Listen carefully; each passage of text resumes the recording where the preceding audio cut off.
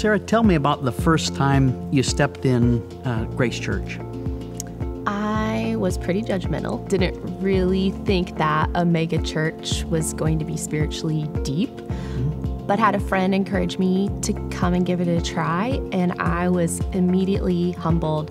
The passionate worship as a musician and how excellently it is done really spoke to me, as well as how direct the preaching was and very applicable to my everyday life.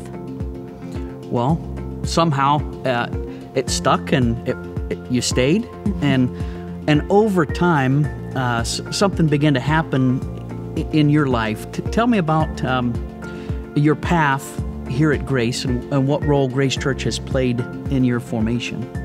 Well, I hadn't heard the word brokenness used before to describe my fallen nature. I think through leadership development and the way of discipleship, I learned how broken I really am, and my eyes were opened to what areas I was avoiding pain and avoiding engaging God in certain areas of my life, as well as relationally, how it was pushing some people out. So I believe that those people, specifically the pastors at Grace, developing me, taking the time to speak into my life, that really helped me engage with those areas of my life and become more involved here. You mentioned that you're a musician. Mm-hmm. Tell me a little bit about where you thought you were headed in your career, and then how the intersection of what God does through Grace Church maybe played a role in your vocation.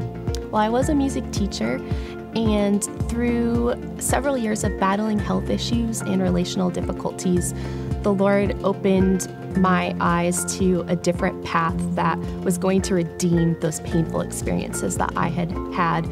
And solely because of the people that developed me, my eyes were open to see this different vocation in music therapy. So I'm working with individuals with disabilities through music, and I'm living out my calling vocationally. Now, I didn't know that language of the 6 broken places, and through learning that, I was able to see I'm called to heal the broken place of pain in my relationships, but also as a music therapist. Where do you think you'd be today if Grace Church didn't exist? I would not be who I am. I was completely unaware of unhealthy patterns in my life that were destructive and hurt others as well as myself. I also just wasn't self-aware to help me with my spiritual development. I now can hear the Lord more. I'm more aware of when He's speaking to me. So Sarah, if you could say something to a person who gives generously at Grace Church, what would you say to them? Well, thank you for giving generously. Those gifts and the act of worship in giving helps keep ministries running that have changed my life.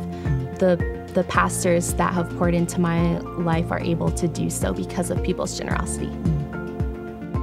When you give at Grace Church, you impact the life of someone just like Sarah.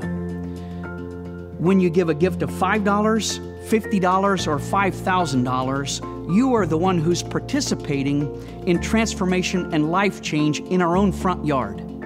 Thank you for changing lives through Grace Church.